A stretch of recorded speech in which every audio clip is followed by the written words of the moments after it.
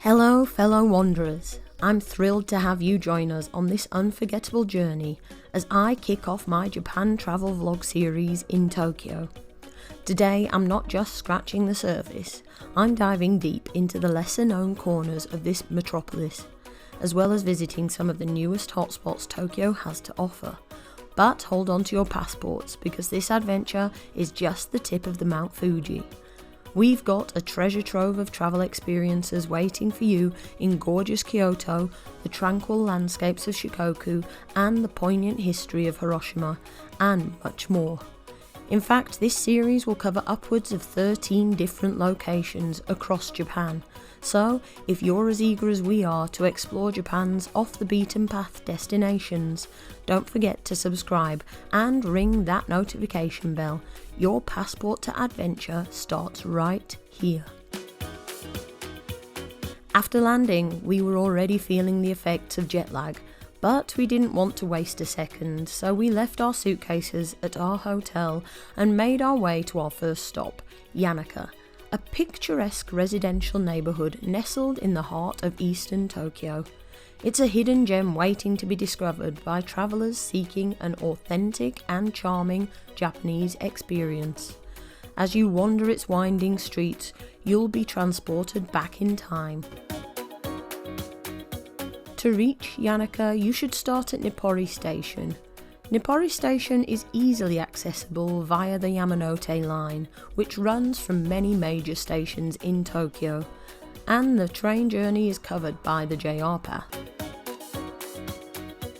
The famous street Yanaka Ginza, the main shopping street in Yanaka, is accessible by walking west and down the famous Yuyaki Dandan stairs. As you walk down Yanaka Ginza, you'll notice something. The entire street is infused with a strong cat theme. It's like stepping into a feline wonderland, but it's not just about cats. It's about embracing the quirky and the unique. Here you'll find a cluster of small independent shops that offer everything from mouth-watering street food to household necessities and charming trinkets for souvenirs. You can even find cat-tail-shaped donuts in this quirky cat lover's paradise. Every side street leads you to another cemetery, park or temple. This area was a really lovely way to spend a quiet morning after a very long flight.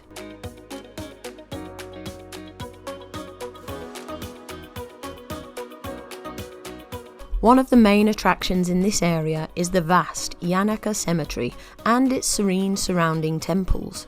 It really feels like we're stepping away from the bustling streets of Tokyo to a hidden oasis right in the heart of the city.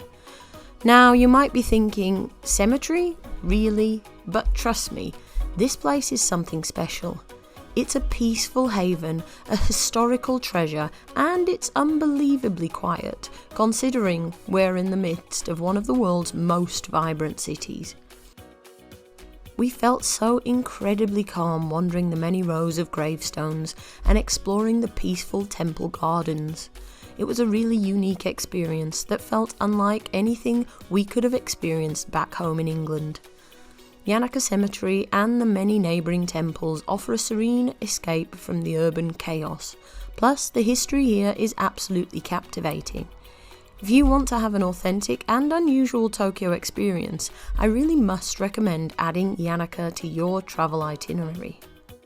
After exploring Yanaka, we made our way to Ikebukuro, where we intended to do some shopping in some of the many character stores in the area. This didn't end up happening as I was hit by an extremely bad case of jet lag when we were making our way to the shops, and instead I ended up taking a nap in a cafe. If you love shopping for merch linked to your favourite anime characters or Japanese cartoons, then Ikebukuro is a fantastic spot to hit the shops, so bear this in mind when you're planning your trip to Tokyo.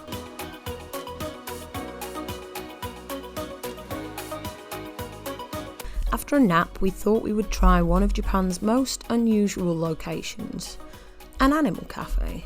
But not just any animal cafe. This one was an otter cafe. At this cafe, you would spend the first 30 minutes of your visit with the small animals. For us, this was 2 gorgeous sugar gliders.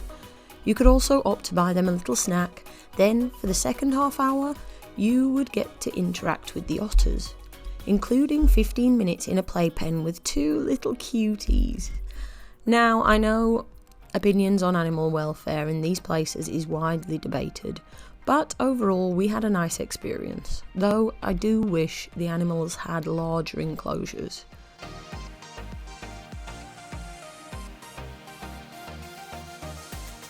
The otters were fast asleep, snuggled together when we first entered the playpen.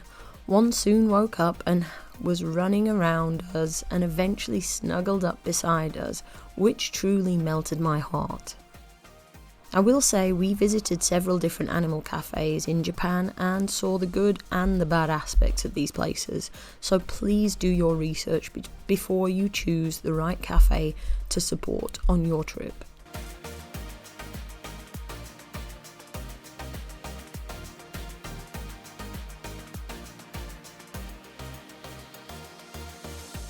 For the evening, we decided to dive into one of the busiest parts of the entire city, Kabukicho in Shinjuku.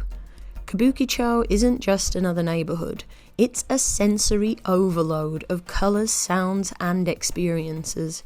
Here you'll find everything from dazzling nightclubs to cosy izakayas, each offering a taste of Tokyo's diverse nightlife. The giant Don Quixote store marks the main street in Kabukicho. Walking straight past Don Quixote, the street goes directly to a huge entertainment complex. When you look up, you'll see Godzilla looming overhead. This view is so unique and quintessentially Tokyo that it almost feels like a dream.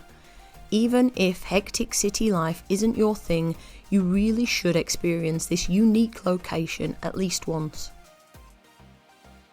Tokyu Kabukicho Tower is a brand new 48-storey skyscraper right in the heart of Kabukicho. The main entrance is actually an escalator directly to the second floor.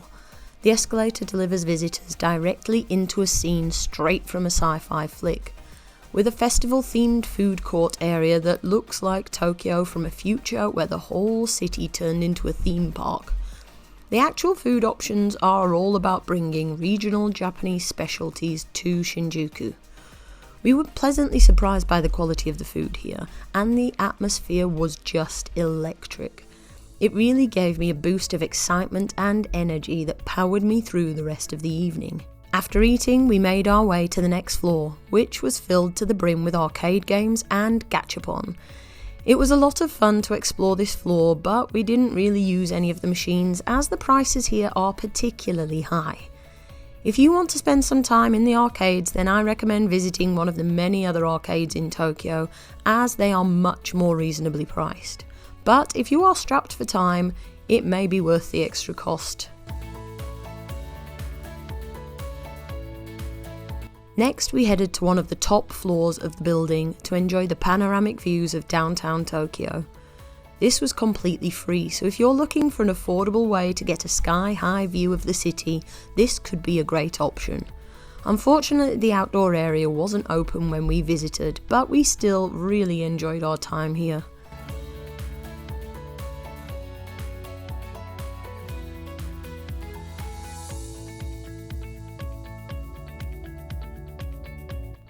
After enjoying everything Kabukicho Tower had to offer, we decided to go and explore the surrounding area.